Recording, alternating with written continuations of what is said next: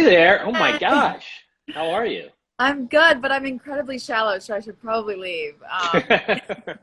Okay. Oh, you're that Annalynne Mccord? I thought you were the The one who cares about, life and mental health and meaningful things. No, that's not me. listen, so right. This is so funny.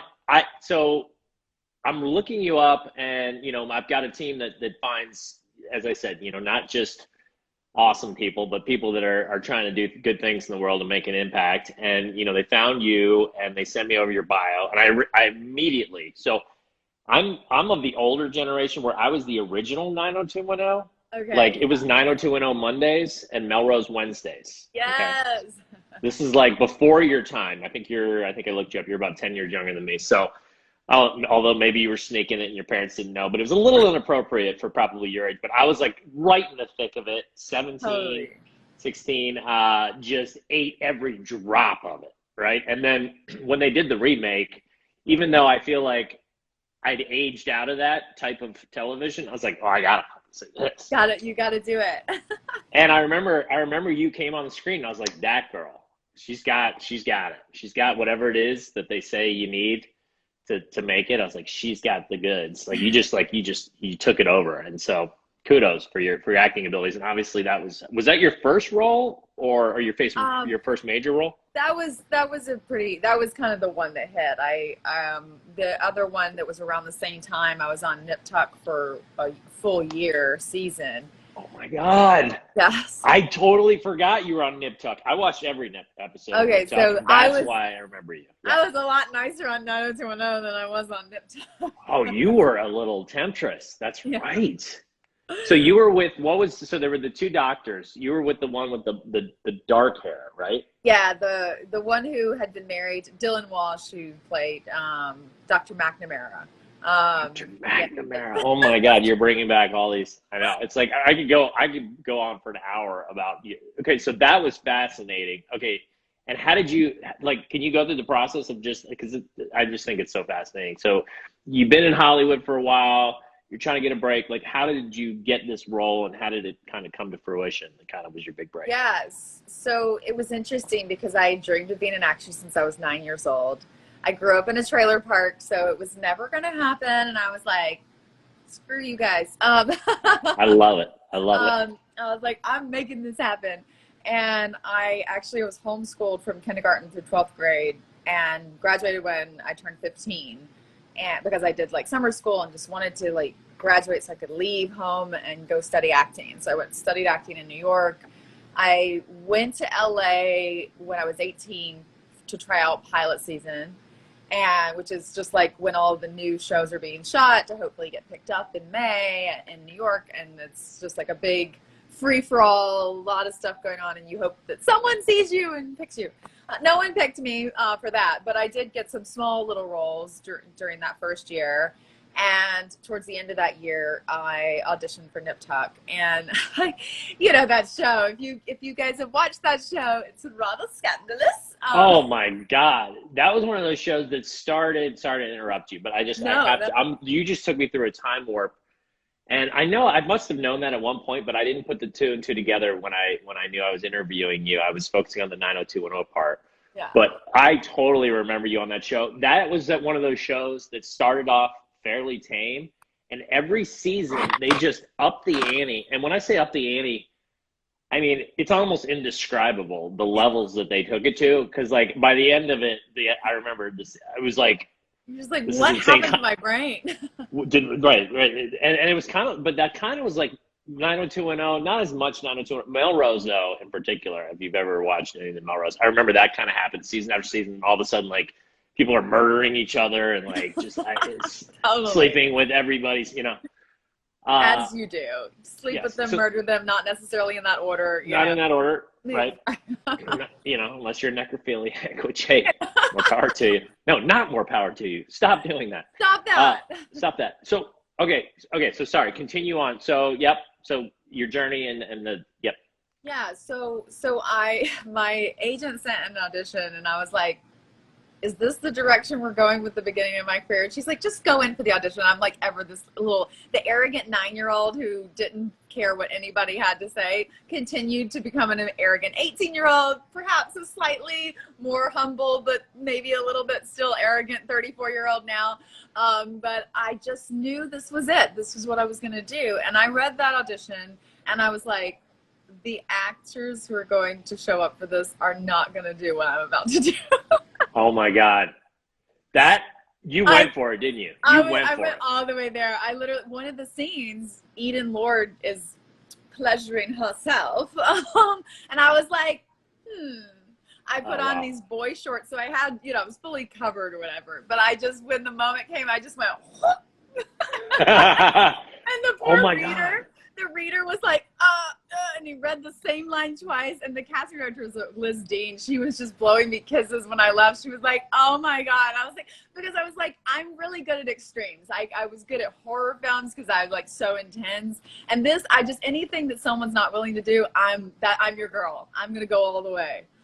Can I just tell you, like, okay, so I always talk about like the whole bold thing and like how it's the bold that get ahead in life and that take the chances and kind of give fear the finger and are like, okay, this is gonna be a little scary, but I'm gonna do it because I know that 99% of other people are not going to. Definitely not going to. That's how you get places in life. Like you doing that obviously stood out. I mean, you're gorgeous. I'm sure there were other gorgeous actresses. Right. So, and I've got enough friends in Hollywood and actors that I know that no matter what you look like, I mean, there's got to be some sort of break that you get, and you got to kind of do something to stand out. So good for you for just absolutely going for it. I was like, that. Let's go. And you're so right about being bold because I do have a certain aesthetic. And that aesthetic, I was informed very early on. I used to go in a lot for Joseph Middleton, who later became the head of talent at Paramount. And he would always have me, I'd come in, I'd read for the lead, which this was prior to the anti-heroine kind of theme. And it was the little goody two-shoes girl.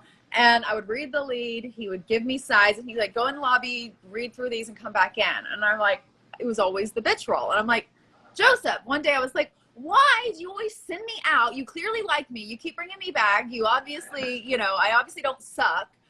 So like, why do you keep making me go and read for the mean girl? And he's like, because honey, you look like a bitch. And I was like, what? But this was the beginning of my career. And I realized so much of my job has nothing to do with talent and everything to do with how you look. And if how I look when I walk in the room determines the characters that people will believe me as, unless I really push, and I did push really hard later in my career once I got 90210 to do roles that were independent where I get to be crazy and weird. But I can read a script, an audition sides, whatever, and I immediately know, like, there's no way they're gonna believe on a tape that they haven't met me in the room and whatever that I'm gonna be able to do this. So I totally go off of the character. Like, I don't read anything about the character of what she's supposed to be. I totally do weird stuff because I'm like, I know you're not gonna hire me anyway, but what you will do is watch this and be like, why would she make these really interestingly bizarre choices, And oh my God. You'll remember me. You might not know why you remember me, but you will remember me. Well, kudos, because and that's, you're saying it very calmly and casually, like, oh, I'm just going to do, but that's not an easy thing to do because it's, 99% of us have this huge fear of being judged or being like, what is that person, like they don't want to be like, why is that person doing that? Right. And obviously acting, you kind of put that aside. But I think even within the acting world, it's hard to kind of really go for it and just say, you know what? And when you look at the actors that have made it and you look at some of their early like audition tapes and kind of, you're like, okay, I get it. You're like, okay, we're a little cuckoo if we have something, we're just a little left to sit down. Oh my God, I'm cuckoo for Cocoa Puffs. I could have been huge. I missed my opportunity. You could have been, and you don't have a terrible face. I'm going to tell you, Will. You're a pretty handsome man. Well, that's very nice of you. You know what? It's never too late. It's never too late. It's never too late. Maybe I'll call up my old connections and be like, you know what? Melrose Place. That hasn't been respun. Let's go. Let's go. And I can't believe that hasn't been respun because I mean that was like So, all right. So anyways, so getting back to, okay, so I love it. Trailer park. I didn't know that about you, Yeah. by the way. I love that. Like the rags to riches, it always makes it juicier and more exciting. And the fact that you were like, F this, I'm not going to be in trailer park my whole life. And you knew you had this talent, right? Which I'm always telling people, it's like, when you, like, everybody's got different strengths, and I always call them quote unquote weaknesses, because it's like, just because somebody else is good at something doesn't mean it's your weakness. It just means maybe that's not what you focus on and go all in on. Yeah, And like an interest level. right. I had a psychiatrist who was trying to put me on ADHD medication, and I said, I don't have a focus issue. I have an interest issue. If I'm not interested, I'm not focused. I am tunnel vision when I am focused on something, and I go all the way laser focused to the end. But if I'm not interested, it falls off, and I that's just the way I am. I use the one thing mentality from Gary Keller, like the counterbalance. I don't believe in balance. I believe in counterbalance. The reason that I got all the way out of the trailer park to New York to Hollywood, did Nip Tuck when I was like 19, and then did 90210, got 90210 when I was turning 20. There was nothing else. Like I have had to make amends with a partner who was a beautiful human, but I chose this over him, and I wasn't very tactful about it, so that was not very kind. I didn't plan on him, and he's a beautiful human and a friend to this day. But if I had had the maturity of being a 34-year-old woman, I would have been more honest from the beginning. But it just, life happened, and I was 16, so I give myself a lot of room because I was. You can't go right. Well, you're gonna make a ton of mistakes in life, and it's about how you handle them when they happen. And kudos to you for going back to that individual and apologizing. And a lot of people don't do that. They're just like, oh, I had to step on a few people to get here, and it is what it is. And a few might be a very kind thing to say for themselves. Right. I was pretty cutthroat in the beginning, and I see that part of my dualistic nature. We all have our shadow parts, and I honor my shadow. I dance with her, but at the same time, there's been some shit I've had to make amends for because of that bitch. No doubt. Well, I mean, we all, and I thank you for your honesty, because it's like, right, like nobody's perfect, and we all have things. And, there is an element of getting ahead in any business where you're like super successful. I think it's extremely, extremely rare that somebody just absolutely kills it in whatever field they're in without having some sacrifices along the way.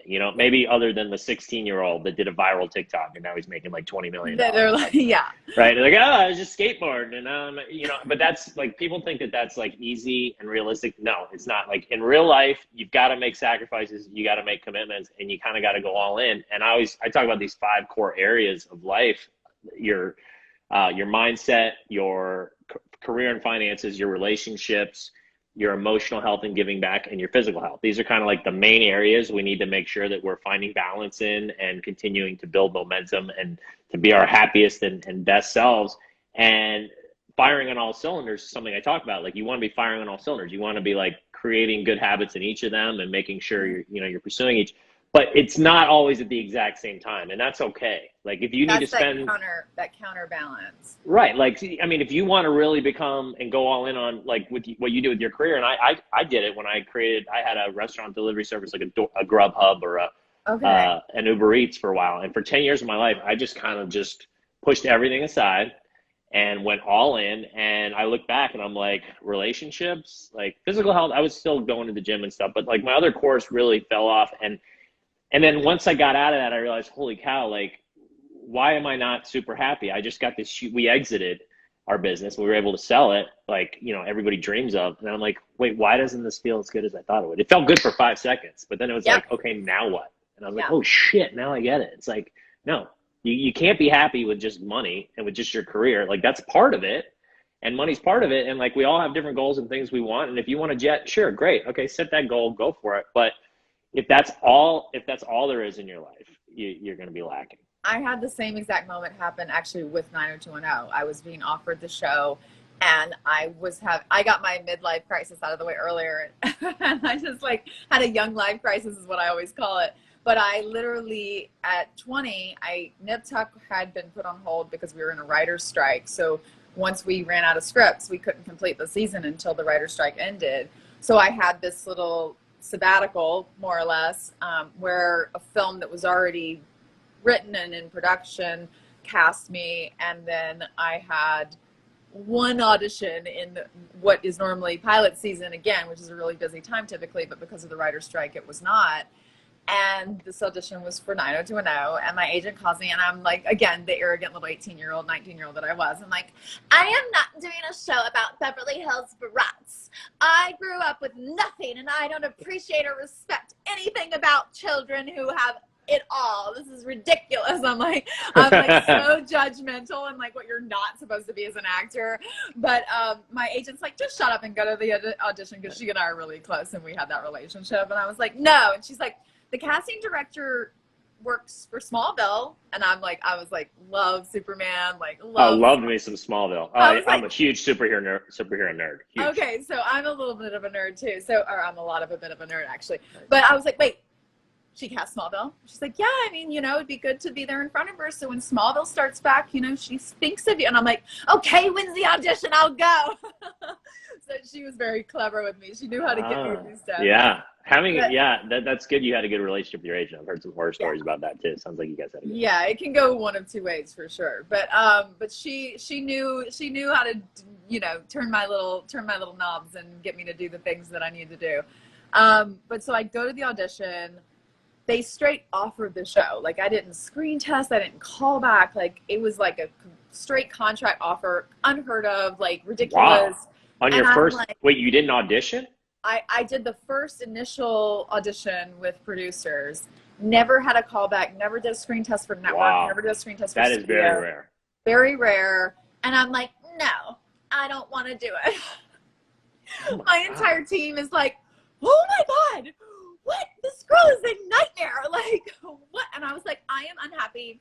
I am moving back to New York. I'm going to work at Starbucks and find a new passion, because this is not it. This egotistical bullshit town that I'm in is not me. Well, I love it. I love it. I was literally like, well, so then of course I said no. So they think I'm negotiating. So the network offers more money. I had an incredible, education in negotiations at that point. I was like, but stepped into negotiations serendipitously. Oh my God. I love it. I'm from a trailer park, so I'm now pissed because you think you can buy me with money. So I'm like, no, oh my times God. two.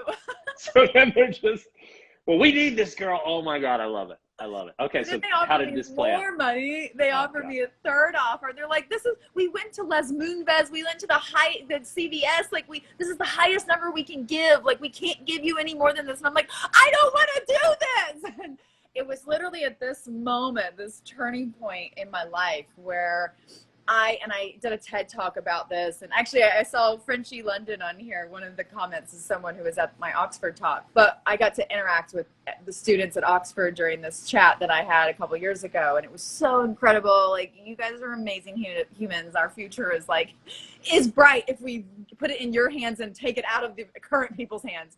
But I did a TED talk discussing I had my what. Since I was 9 years old, I had my what. I knew exactly what I wanted. I wanted to be an actress. And when I got But you didn't have your why? Is that what you... Exactly. That what it God, I knew you were going there. That's so important. Yes, continue. It's your 5 core point, right? That is the why. The connotation put on the word success is so negative. So if you look it up in the dictionary, it's not what we think of it. When we say successful, we think immediately someone's got a yacht, someone's got a house in the Hamptons, or a house in Mexico. That's our vision of the word success when we hear it, because we've been trained, we've been programmed. We've been programmed to believe in the American dream, which I call the American lie, because it's the arrival theory fallacy.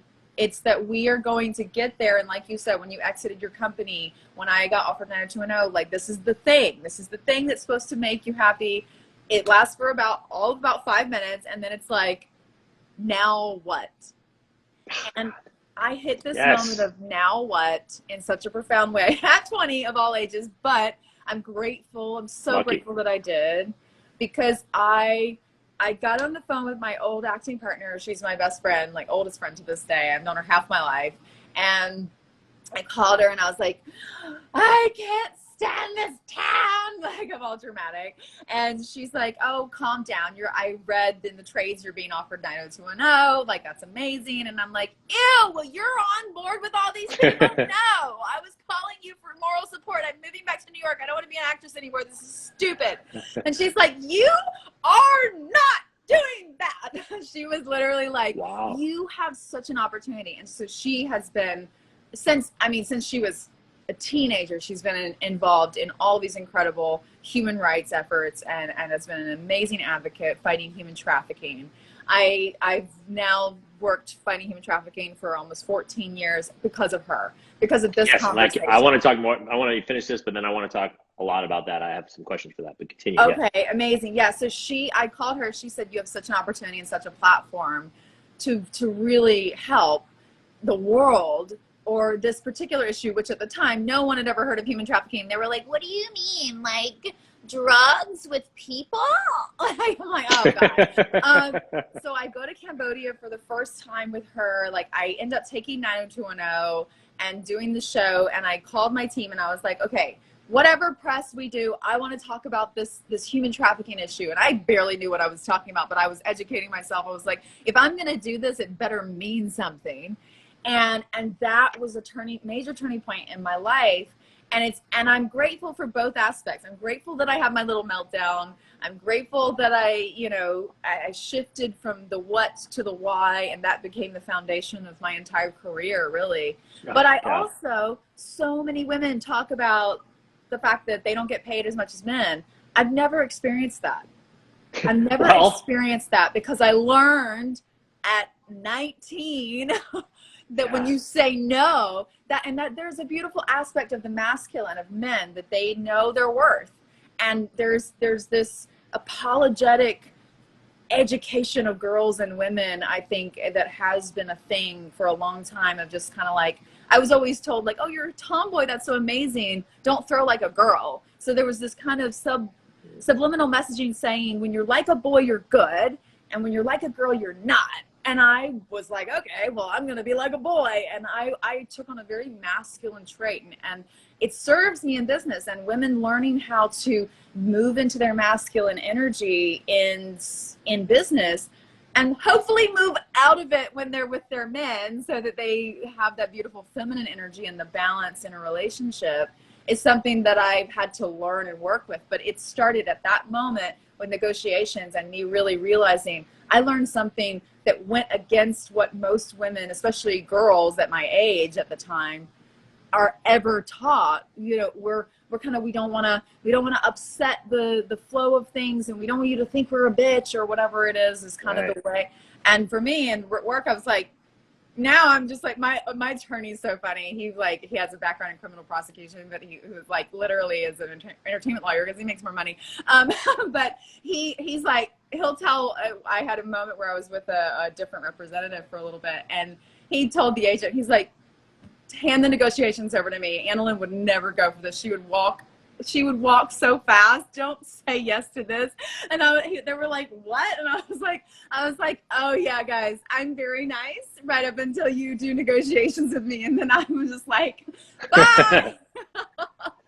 Bye, Felicia. Bye, Felicia. I get that. Wow. Well, I feel like you got two really huge lessons in life, because negotiation, as you probably now know, it's not just, it's another word like success. People just associate it with money, but it's everything. In life, you're negotiating everything, your value, your self-worth, when you're in relationships, when you're, even in friendship. It's like you need to show, like, I have worth, I have value.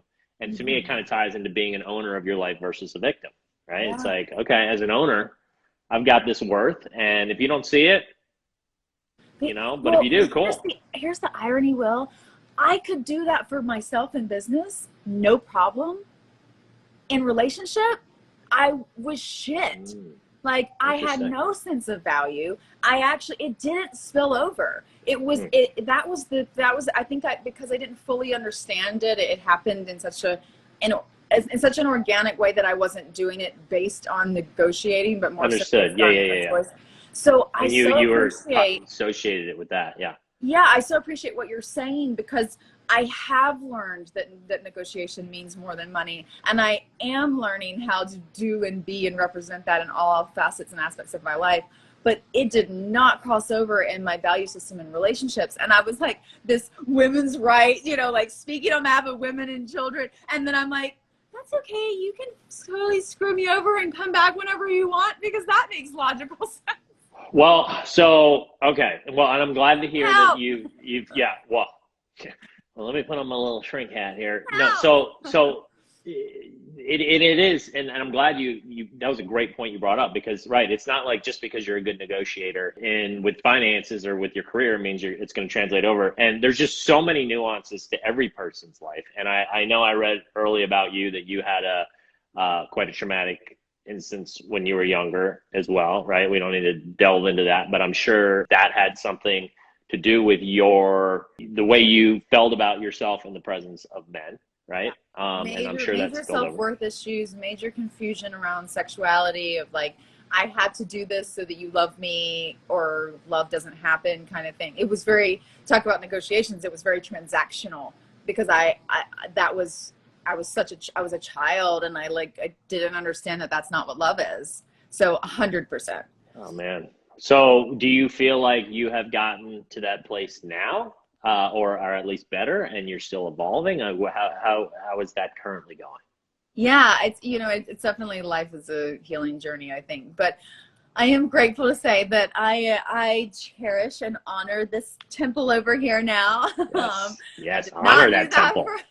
I did not honor myself for a long time, and I hold a lot of space for that period of my life, because I didn't know. I was living in survival, and in survival we appear to the world sometimes to be able to make massive strides, again with that negatively connotated word success. Right. Oh, she's in a big series, a big TV show. She must be the happiest person on the planet. She must be so happy. And it's like, I was self-harming, I was cutting up my arms, I was suicidal, I was trying to end my life, I was all these things. I was suicidal as well. Yeah. Okay. Interesting. I didn't know that. Yep. Yeah, so you understand, you get it, and I speak about it very candidly, but when you're in those moments, they are the darkest points of existence, and there is no light at the end of the tunnel. There's only a cave. It's not even a tunnel, it's a cave. It's just a dead end that goes into complete darkness, it feels like.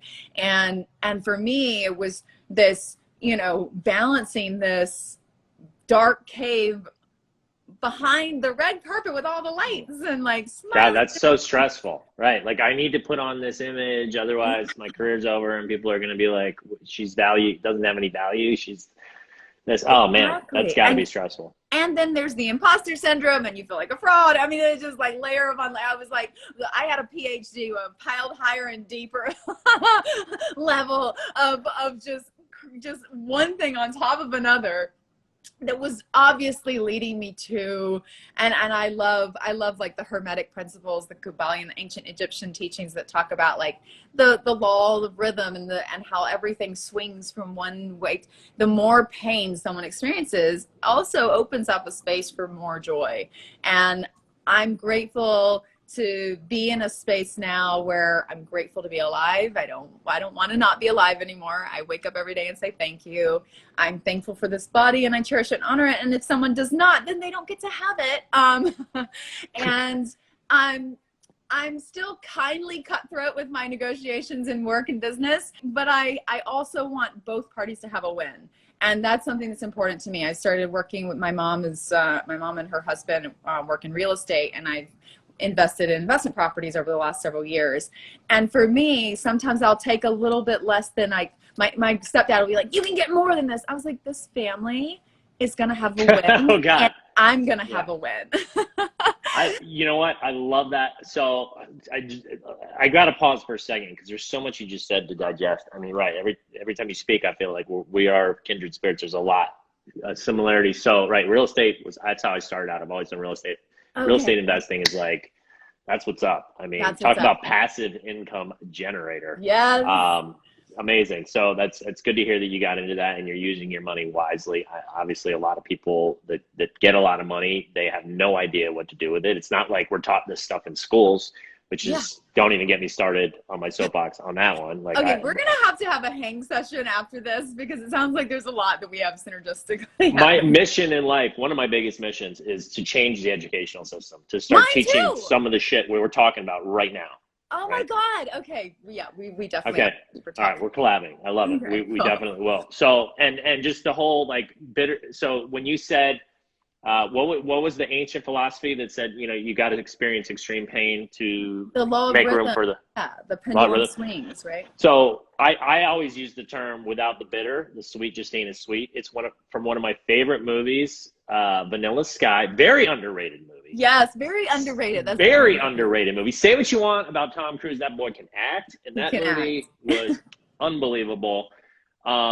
And my buddy and I remember, so I just gotten out of college, and we had it on DVD, and we just watched, I think, over and over and over again. And that without the bitter, the sweet just ain't as sweet. I can't even tell you how many times that has helped to bring me. I use it as a mind hack, like a little trick to take me out. Like when I'm in the doldrums, it's in our nature to dwell and to focus on the bad things and to just go into that victim state, like we were talking about earlier. But to like pull me out and have my owner be like, "Listen, motherfucker, let's go, like get out of there." I use that without the bitter, the sweet ain't sweet, and I think, God, you know, as much as this sucks, like if things were always puppy dogs and ice cream, life would not be nearly as fun. And the next big win that I have is going to be that much better. You wouldn't want to watch a movie where everyone's like, "Hey, buddy, hey, friend, hey." Like, okay, cool. Everybody likes each other. Where's the conflict? Yeah, you wouldn't have been cast in your first 2 big roles. I wouldn't be cast in any of my roles. Wait, so did you ever get the role in Smallville? Did that ever come to fruition? I did not get the role in Smallville, but I did get to I did get to meet Superman, and I was not mad about that. Mr. Clark Kent. Good-looking dude. What's his name? Tom Welling, yeah. Tom Welling. What happened to him? Is he still acting? I've seen him a long time. I actually don't know what happened to him. I mean, I know he's still making plenty of money off of Smallville. So oh my God. That will pay him for the rest of his life. Oh, he's getting residuals off that? Yeah. Mm-hmm.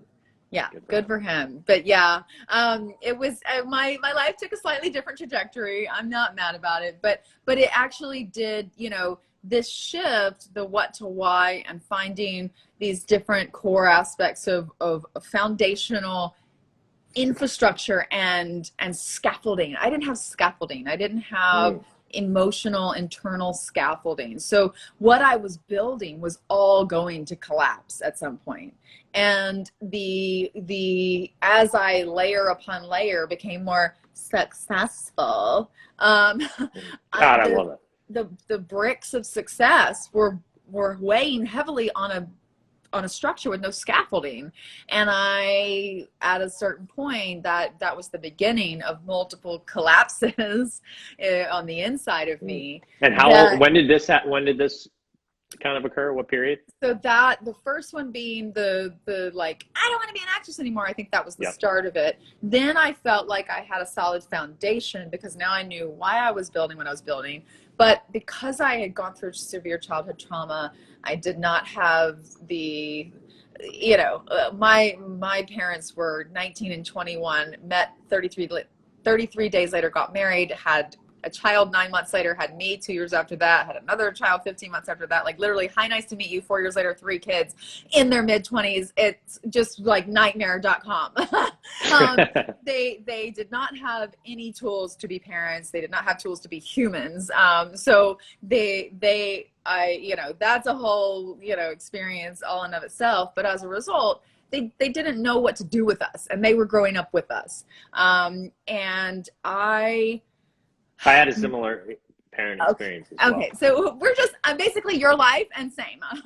I mean, no, I'm serious. Like it's insane. My parents were hippies. They got divorced when I was 2.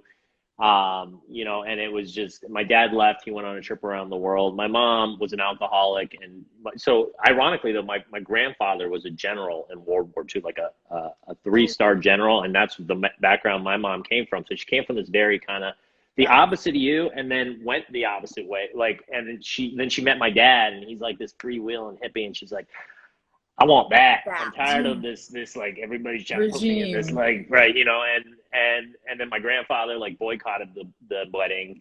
They didn't speak for years and years. My mom, he was an alcoholic, which is everybody was in the war back then, World War II.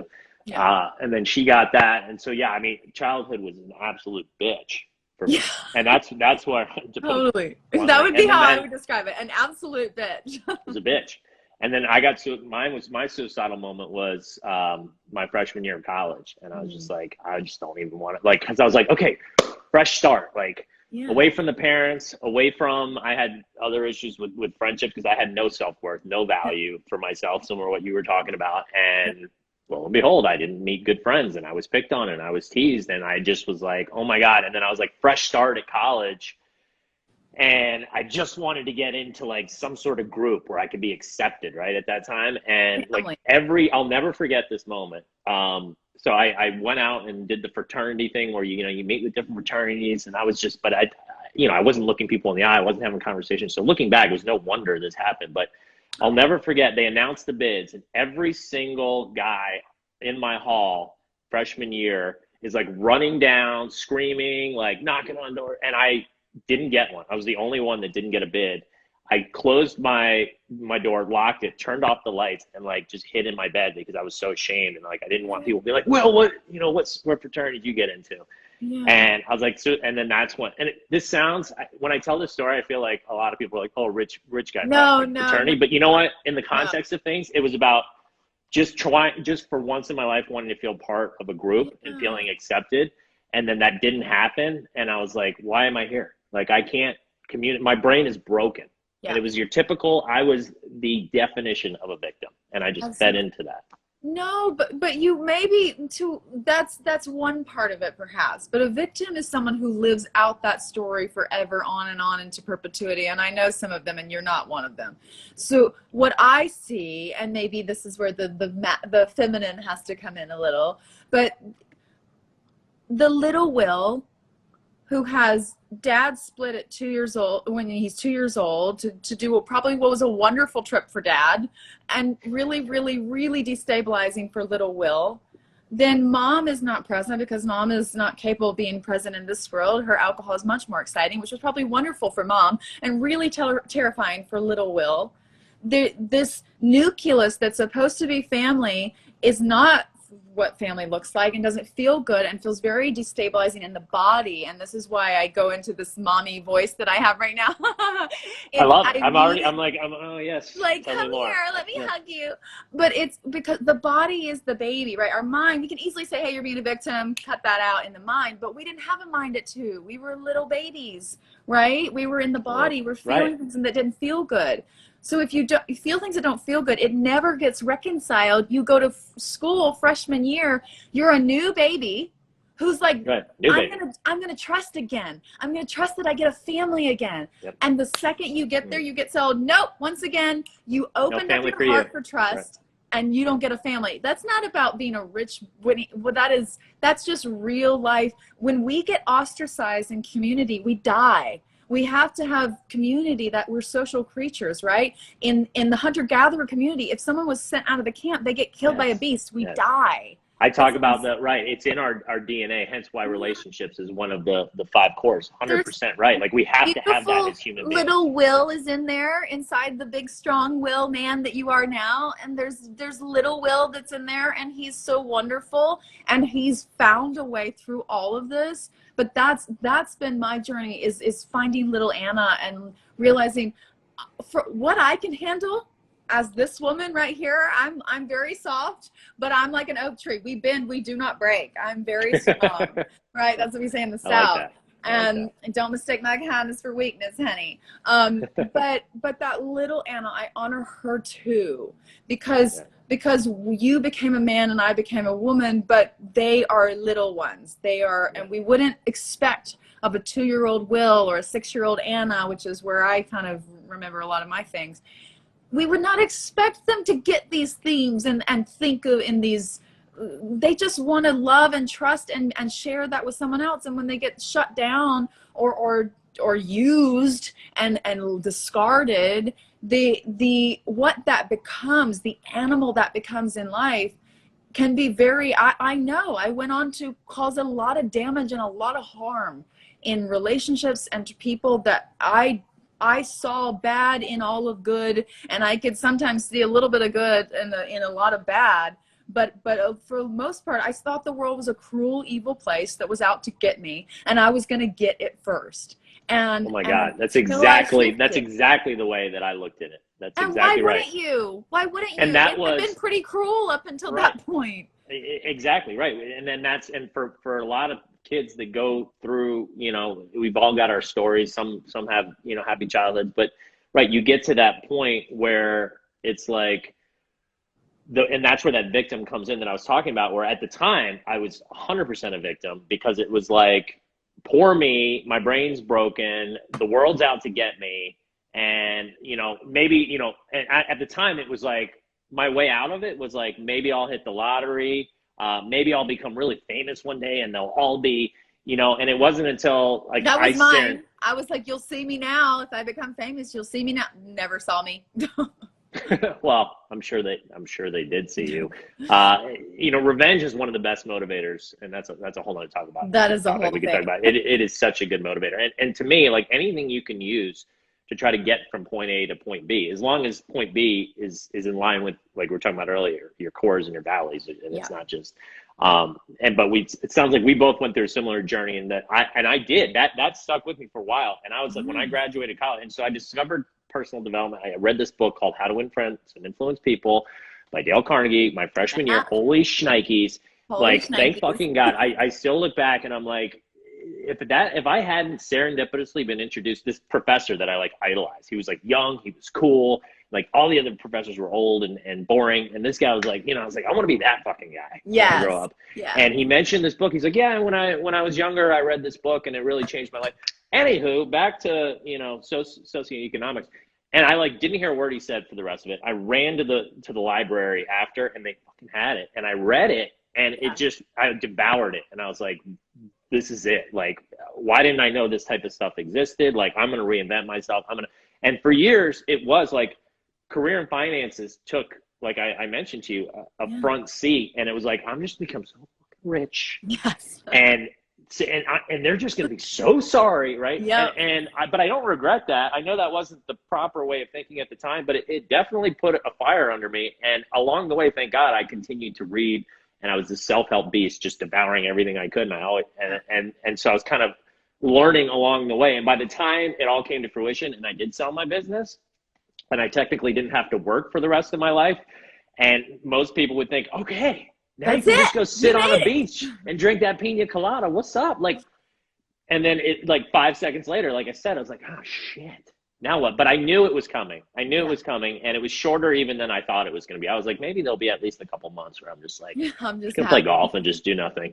But it was very quickly. I was like, okay, what's the next? Because we are people of we have to be moving, we have to be growing. If we're not growing, we're dying. And if we don't have a goal, and if we're not moving towards something, so you reach a goal. And if it's just financial and there's nothing else tied to it, then it's like, well, okay, what are we doing? Right. Yeah. The author of The Subtle Art of Not Giving a Fuck, which is another worthy read.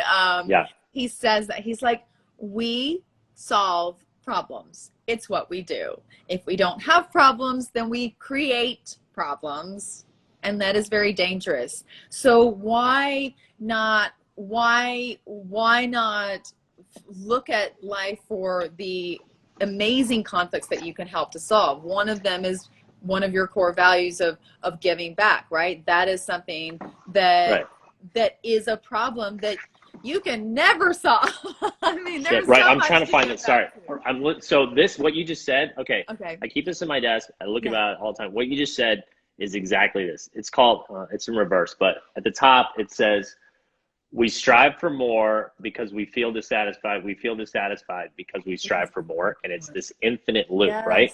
And this freaking thing, like right when the app came out, the iPhone came out, I'm like going through, there's only like 20 apps, you know, it was like brand new. And one of them said the meaning of life. And I clicked on it, and it was this. And there was nothing else. There was no description. It was just this picture. And I remember looking at it and being like, we strive for more because we feel dissatisfied. We feel dissatisfied. And I remember getting like really depressed for a second, because I was like, so basically as human beings, we constantly need to be we constantly want stuff, and then when we get it, we're not satisfied, and then we need to want more stuff. And I'm like, what the? I was like, that sounds awful. I was like, what am I, just a rat in a maze? But then when you look, but then I figured out, like, okay, if you can use that for instead of against you, like if you can just say, all that means is you need to always be growing, and like when you've got to have goals, and when you reach a goal, you set a new goal. And it's the journey to the goal that makes you happy, not the actual getting there. We do this thing where we attach to the outcome, and we attach. When we get there and it's not the way we envisioned it was going to make us feel or make things happen or whatever, that attachment to that outcome has us locked in this place that we can't get out of. Whereas if you just connect with the potentiality of an outcome without ever needing, I always say, for my highest good, or for my highest good, if this is supposed to happen, for my highest good. Otherwise, give me something else, or I would like this and more, this, this or more, this or different, this or better, whatever, because we in our lovely linear minds, we have this ability to look straight in front of us, or straight to the side of us, or in the rearview mirror straight back, but we don't see how fluid life is. There's the golden sequence, the Fibonacci sequence, right? Everything is spiraling. It's not a straight line. It's a spiral. I like that. And if we can get our minds to bend, if we bend our minds a little bit, it's like Inception, the movie Inception with DiCaprio, right? Right. See things differently that we didn't see them before. Whenever I have a goal now, I used to have a very fixed straight line towards a goal. Now I imagine it as a street in the desert. And then in the desert, it's flat, so you can just see forever, right? But when you get very, very close to the end of the street, that's the moment you can see if the road turns. And sometimes you're meant to head all the way towards something, exit that, and turn the corner, right? Good for you. Good for you. So many people don't get that, and they just become laser focused, like you're saying, on the wrong thing. And they think, well, that was my goal, so I need to get it. But there's gonna be obstacles along the way.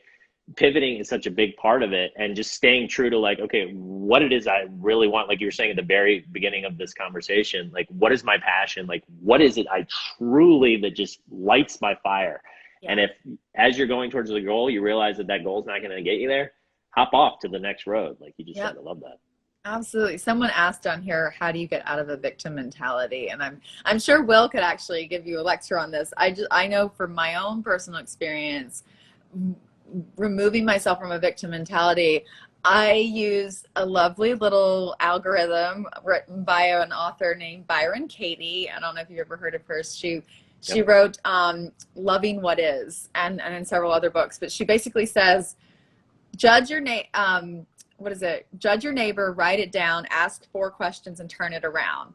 And she gives you this little questions algorithm in it, and she asks you whatever you're saying about yourself that makes you feel the victim conversation. So she would ask you, is it true? And then you're typically going to be like, yeah, of course. And she says, can you absolutely be certain that what you're thinking or saying about yourself or someone else is true? It's very hard to be absolutely certain of things, right? I'm absolutely certain that the sun is hot. That's for sure. The sun is definitely hot. It's hot. It's hot. If I get anywhere close, much closer than we are right now, I could definitely burn up. That thing is hot. Otherwise, I'm not too certain on a lot of things. And that's a good point. When you ask when you ask why, or you ask into something, is this really true, and where did this come from? Is this really true, and where did it come from? I'm a burden to everyone around me. That was one of my suicidal thoughts. It was like, if I was gone, I wouldn't be a problem anymore. That was one of them. And the other one was, if I'm gone, they'll finally notice I was actually here. That was another one of them. I remember that one. I had that. I didn't have the first one. I had the second one. That was a good one. That one really gets you. Really good. I'm like, but I won't know because I'll be gone. And right, you are exactly. Into account. Right. Yeah, that's a great point. There's that. I have a morbid sense of humor. Forgive me, but oh my God, I love your sense of humor. It's right up my alley. I did too. I have to laugh. We have to laugh about it. We have to find the light because that's what I'm doing. Too heavy.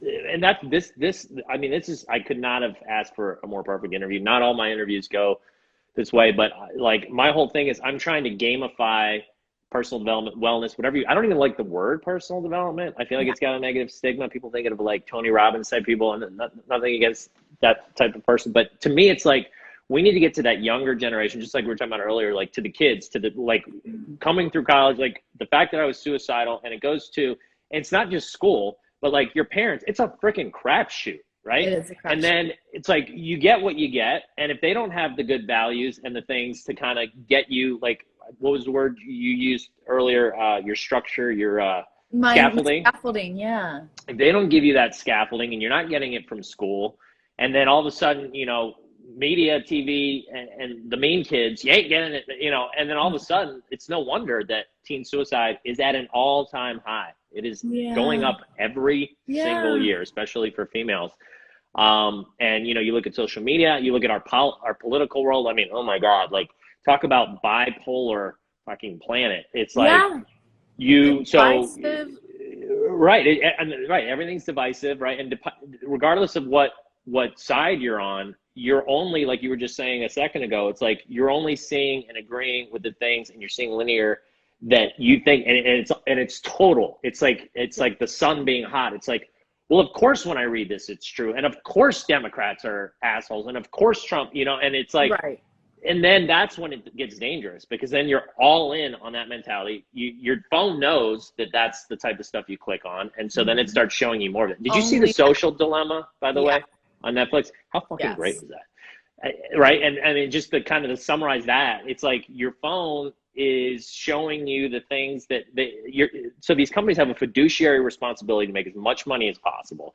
Your happiness and wellness ain't in the equation. And if you click on a gun ad, like they had that good example where that kid, and he broke up his girlfriend, he's like scrolling through and he sees a gun ad, I'll just click on this. And then it's like, all of a sudden he's in this like hate group, and it's like, and it just compounds on itself. That's very realistic. And this is exactly what happens, because then your phone starts showing you more of that stuff. And it's because these advertisers are paying for them to show you.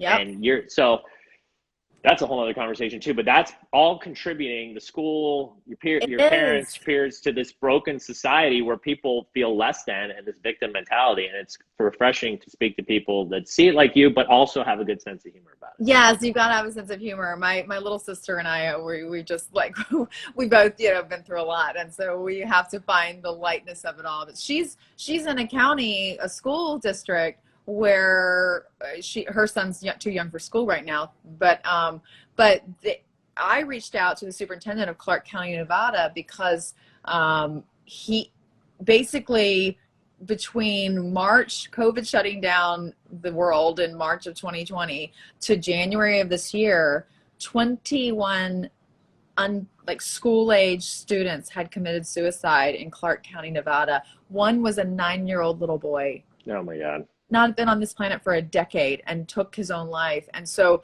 my aspiration with schooling is to implement nervous system regulation practices for children and educators, so that it's my nice way of saying meditation and mindfulness, but not everybody's into that. Right. Again, right. There's negative connotations with that stuff. So however you need to package it to get in front of people. Yes, I'm all for that. You can't tell me that you don't want your child's nervous system regulated, or you're we should have a different conversation about what kind of terrible person you are. But like first of all, not to mention the school setup of like a factory, and we could have that talk when we have coffee sometime.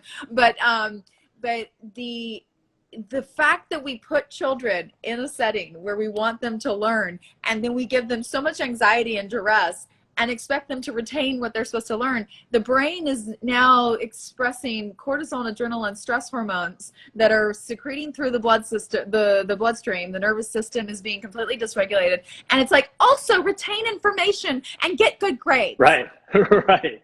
What? Right, and if you don't test well or score well, even though every kid's brain is built differently, some kids are naturally going to do well on tests, and some kids are naturally going to be good actors or be creative or good artists. Like, but those people are persecuted as you're bad, your brain is broken, you're not smart, and it's like, holy God, talk about screwing people's heads up. Talk about screwing people up. So you said you don't like personal development. It's because you're right. We shouldn't be personally developing. We should be undeveloping. We should be unbecoming. Yes. We should be taking the layers off that have been put onto us. Oh my God. Fixing a broken system, I always say. Yeah, exactly right. It's starting from scratch, reinventing, rebuilding. Totally, Yes. totally. 2-year-old Will knew what was up.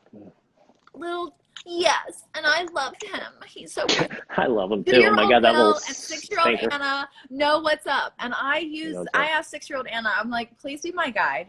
Please show me when I'm off course, because you can feel it where I'm thinking too much. 6-year-old Anna's in my heart, right? And in our heart is where all of our wisdom resides, in my feeling and belief and sense of the world and the universe and all this. God, you are a wise lady for 30. I mean, I got 10 years on you, but it's honestly the 6-year-old. It's not me. 6-year-old. Sorry, you're 6-year-old. She's very wise. I, however, can be very petulant and bratty. But like that part of me is the one who knows. It's the one who sees, the one who feels, and doesn't try with her sense of omnipotence and absolute lacking omniscience. Like I'm over here trying to think through something that needs to be experienced. And that isn't, and children lead the way on that. They experience life. They live life through experiences. We live life up here and then kind of go out in the world and it gets all stilted and awkward and we don't know how to interact correctly. And we think you're wrong because you're doing exactly what I'm doing, but it's not benefiting me. So I don't like you for it. What? Children just want to play. God, you're right.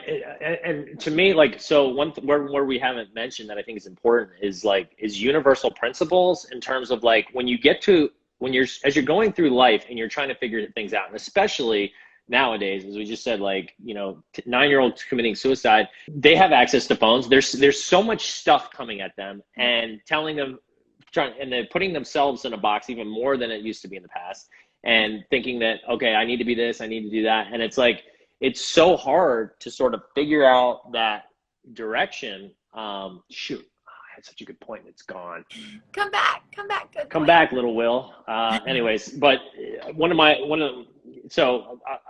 I'll come back to that. But yeah, I mean, the gist of what we're talking about, it's just so important, and it's so true to like get that stuff early on, kind of. And like we're saying, like with whether it's schooling, parenting, however you want to package it. And that's what I've made my mission in life to be. Like when I sold my business, I was like, all right, how do I bring, self-help to the cool kids table? Like, how do I make it fun? And so I'm doing things like Gamify. I have an app that's going to like make it addicting and fun. So when you level up on screen, you level up on life. You've obviously figured out a great path to do it, but you're rare. I mean, most people, they do go through life. They have all these questions. They never get the answer. They're just grabbing that low hanging fruit all around them versus kind of taking their life into their own hands. And so universal principles, full circle here. There's certain wisdoms and truths that have been around since the beginning of time. They're going to be around until we destroy ourselves.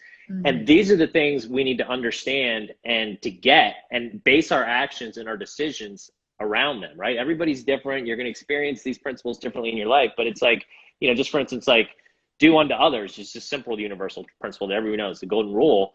It's like, okay, like duh, but how many people do you know lie, cheat, and steal and try to screw people over for a living? But and they're not really happy, even if they get what they want, and they screw someone over and they get money, they're not living happy lives. And it's like just instilling these things from the early on and being like, this will make you happy if you live your life around these types of things. To me, is everything. Absolutely. I mean, it's for me, necessity is the mother of invention. So I was in very dark places where I didn't have a choice but to find a way out. And when you're on the bottom, the only place you can look is up. So at a certain point, I was climbing my way out. I was having to move upward. I couldn't, it was like, I can't go any further down than this. And in that process, one of the things that I discovered and deeply hold to is that all of this wisdom is within us. We're just taught to, again, we're taught to become something that covers it up. In the unbecoming process, in the removing of the layers, in the peeling off of the programming and the teachings and the all and the lessons of society and culture and all it does not do for you. When you come back to that very simple self that is the child, the self that feels and experiences life, you will read a book like have friends and influencing people. Somebody just asked that. How to win friends and influence people, Dale Carnegie. Yes. Yeah, I saw that on there. I was trying to remember Carnegie Hall. But this is where I got I was literally living just above that in New York when I read that book.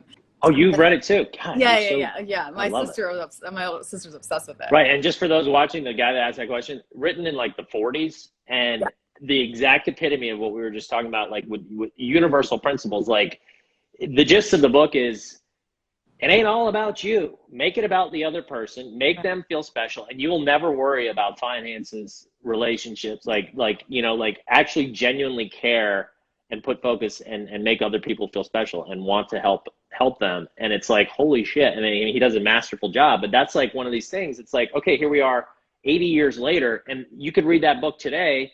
And in fact, I think they did update their references. They probably need to do it again. And you would think somebody just wrote it yesterday. And that's the type of so stuff. Timeless. Yeah, it applies.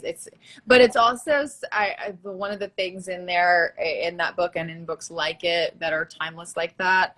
And you mentioned ancient wisdoms. It's one of the Buddhist teachers that I like calls it the unthought known.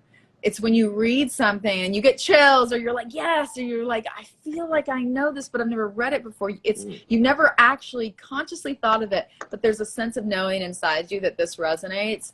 And that's never heard that. I like that. Books. Read, like even this conversation, take what makes sense for you and resonates and leave the rest. Only what resonates for you matters. What we have to say has worked for us in our lives, but doesn't always apply and might not be the way you apply it in your own life. I love that. And that's so important to say, because I think a lot of people kind of roll their eyes. They're like, the gold roll. But it's like, it's about, and sometimes it takes us because I, like I said, when I read that first book, I became this insatiable beast. And I was like, here we go, baby. And I was getting my hands on like every book I could possibly read. And a lot of things didn't click with me until like the fourth or fifth book that I'd read around a similar subject, and the one guy said it in just the right way that hit me in a certain way, and I was like, oh shit, yes. And then it was like, then I took a step back and I'm like, wait, all these other guys were saying that, but for whatever reason it didn't. So that's such a great point that you said. Is like, and I always say write things down. I think it's important, because like if you don't, it's going to go right in one ear, and then the next shiny wiggly Instagram TikTok thing is going to get you. Gets you. Right. And it's the things are like, these are important to me. And that's what I did. And that's what became the book that I'm still writing 20 years later, that's going to get published one day. But it's just writing down all the things like, yes, I've now read this a bunch of times. I've now seen it in my life and experienced it. Like, this is legit. This is a principle that you can hang your hat on. And like making sure, like we were saying, like this is the stuff that needs to be taught in schools, and they need to get this stuff. Absolutely. And that set up schools to create critical thinkers versus little robots, which is what we have been creating as of now. I mean, you're right. But they haven't changed the educational system since the like in 100 years. Like it was started for like factories, and it was designed. It's basically the same. The bell ringing, the foreman at the front, like the whole thing was set up for waste management of humans.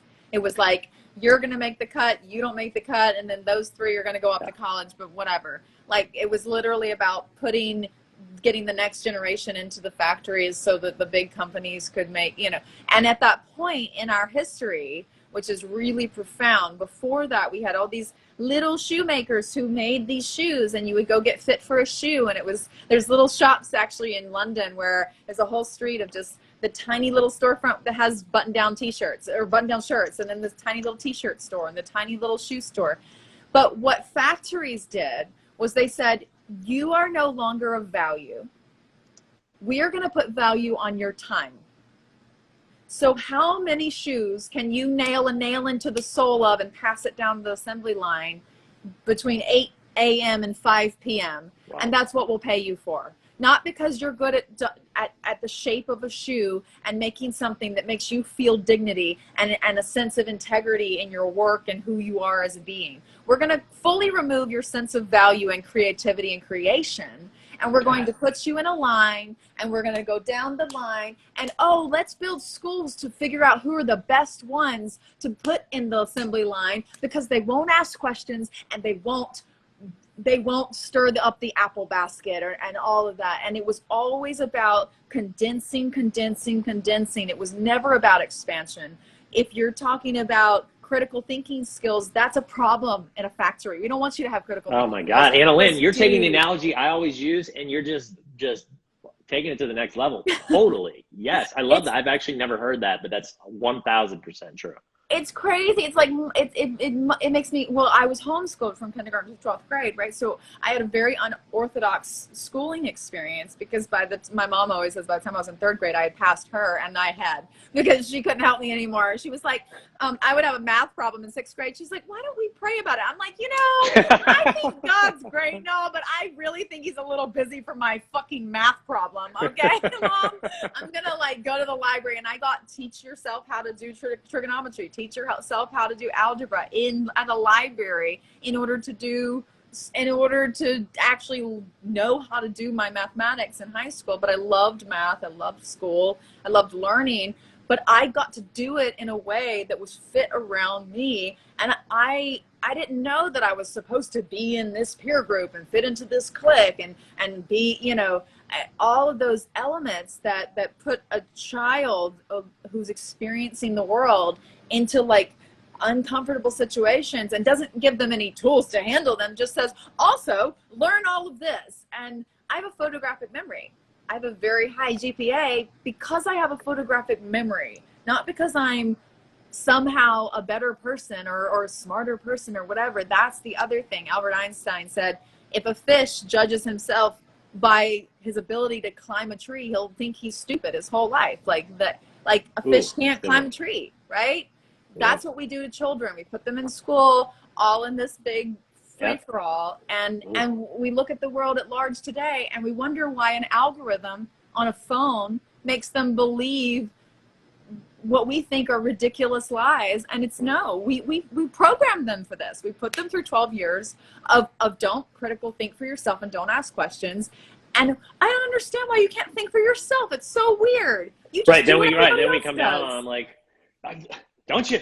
I mean, can't you use your brain? It's like, well, I've been programmed not to. What do you mean? Yeah, I'm using it for exactly what it was trained to do. Nothing. Oh man, I just had the unthought. Is it the unthought known? Was that the phrase? I just had that with what you just said. Like, just boom. Like, yes, 1000%. Thank you.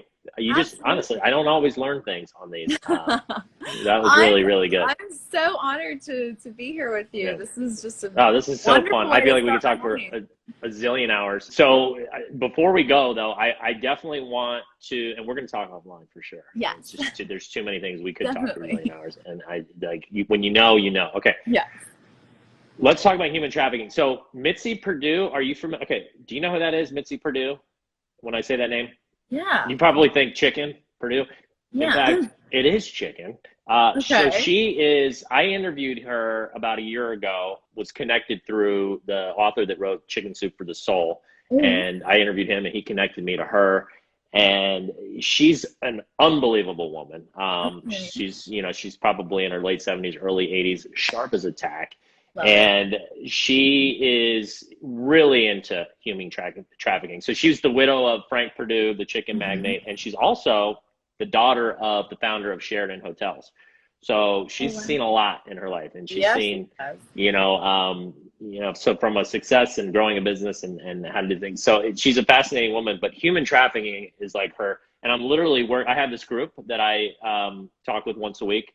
And she's part of it. We just do a live Zoom. It's required you have to have a glass of wine or a beer or a drink in front of you. I'd love to have you on one. And it's just a small group of us, and we just chat about this type of stuff. And I've been helping her with this human trafficking. That's her whole thing, and her main thing, I should say. She's involved in several organizations, and I just helped her put this PowerPoint presentation together to start pitching. She wants to make a video. She's taking my whole gamification thing, and she wants to use that to kind of make a dent in human trafficking, because it kind of goes to like what we were saying earlier in terms of like it's got a bad connotation, or people hear and they go, or what is that? Is like what you said earlier, that was hilarious. Like the trafficking in humans or drug, like whatever. Drugs and people, like Drugs what? are people, right? So to clarify, human trafficking. I'll let you talk more about it. But Yeah. so she's doing this, and she's talking to a couple. Like she's got all the connects. She'd be humble, but she's like a billionaire. So she like knows everybody and all the big people. And I'm going out to see her in a couple weeks in New York, actually. Oh, And cool. she has met these video game programmers, and she's like, I want to create a video game on human trafficking so that people can see it, where it's like they're having fun and they're enjoying themselves, but they're seeing just how bad it really is, and they're Yeah. not glorifying it like a lot of these games do. And then there's like little like subtle things to kind of be like, hey, you can go here, and if you want to get more involved, or you can do, versus like, because how hard is it to get people involved in what you're doing, right? To get people like interested. It's like you're talking to the wall sometimes, right? Yeah, you're talking to the wall, but it's also people care about what's relevant to them, and Right. and where what I've learned, and it's interesting because right before COVID decided to shut the whole world down, we launched a global campaign that will in fact take place when when the globe is fully open again. But we have plans to travel to 22 different cities. We got 2 of those cities before the world shut down, which was here in LA and New York as well, and the idea of the campaign is kind of it was the amalgamation of my own personal experience of 3 years ago having childhood sexual abuse trauma memories return after 30 years of never knowing that this was my story, working fighting sexualized violence against women and children for a decade, literally hearing my own story over and over again. My brain never put 2 and 2 together. I never remembered, and it was because I wasn't safe. Sorry, I'm like people are on a group text like, go away. I can't see well. Yeah.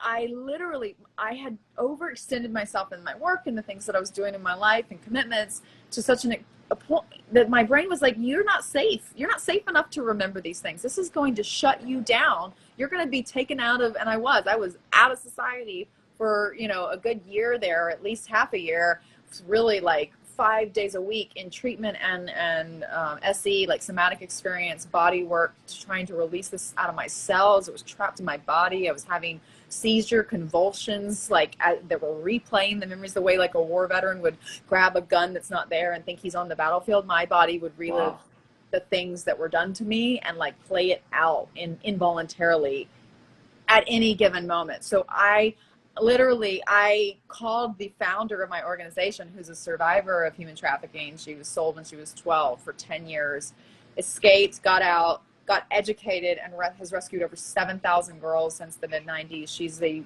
incredible human being. I call her a badass with perfect nails because she's like both extremes. She's like from here to there. She's like I'm gonna go save some kids, but let me go get my nails done first. I'm like, okay, what? And I love it. Good, right? I love it. Just break all the stereotypes. You don't have to be the stereotypes. Right. Love it. So she's definitely, you can't stereotype anything about her. But I called her and I was like, Somali, I'm not coming to Cambodia as the president of this organization. I am coming as a little girl that you need to save. I am messed up right now. And I was like just broken and shattered and just in pieces, and emotionally and even mentally, even physically. I was like, I felt like just small in a big world that was terrifying.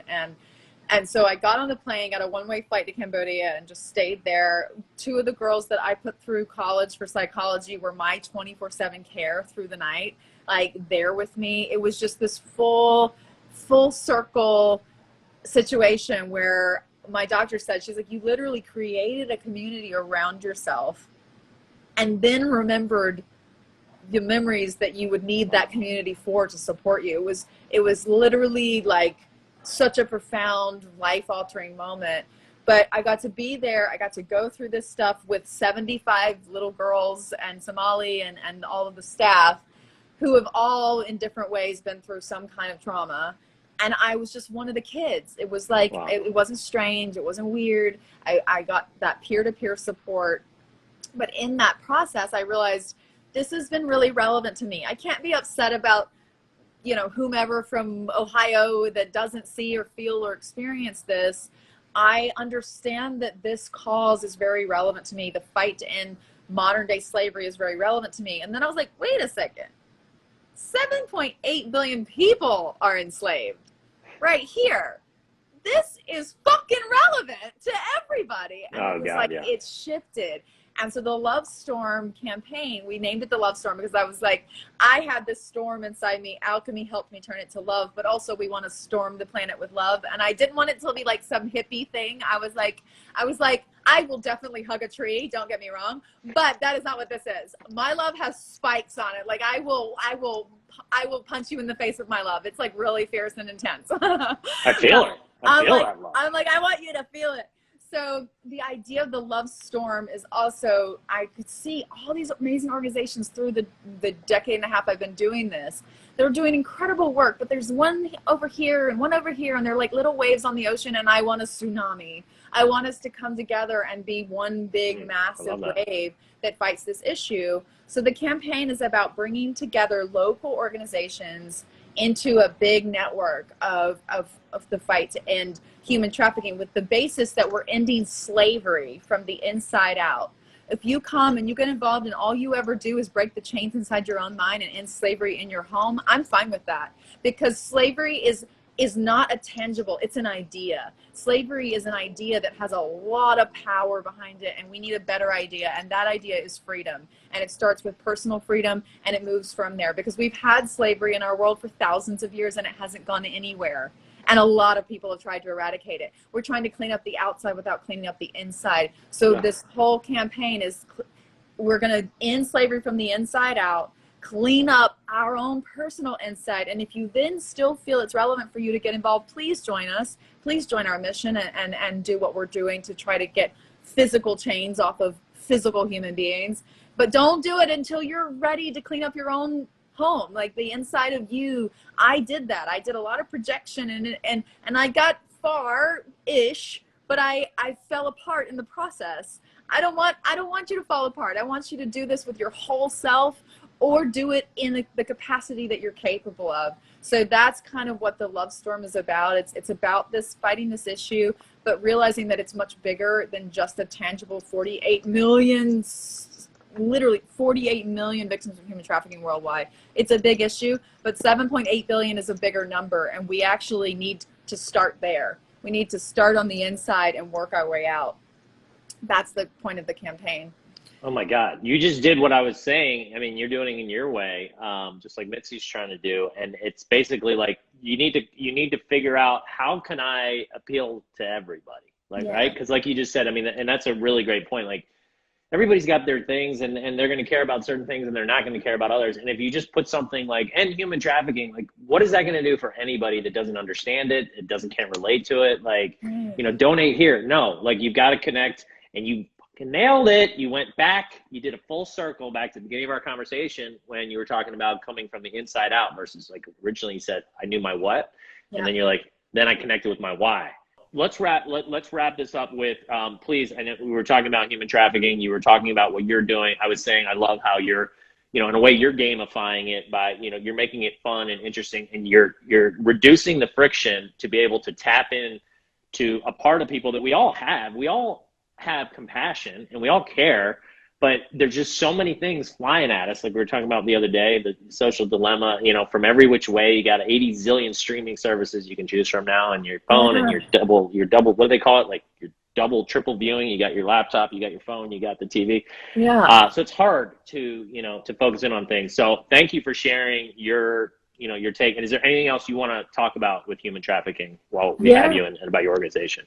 Yeah, I mean, I think that's the main thing, realizing where the issue of slavery specifically, because when you sell a human being, you are enslaving them. That is the United Nations, they don't like that term very much, but they like to use the word trafficking. It's much more modern, because slavery implies that this has been going on for a long time and no one's done anything about it substantially. But I like you. Wait a minute, that's exactly what's been going on. It's exactly what's been going on. But it's all, the reason that I use that word more specifically is because it's relevant to 7.8 billion of us. Because at some point in our lives, we will believe we're not good enough, we're not smart enough, we're not wealthy enough, we're not successful enough, we're not beautiful enough. Whatever that not enough narrative is, all of us have a moment with it. We all have a dance with it. And some of us dance for a very long time with it, and it feels a lot less like a dance and a lot more like a nightmare.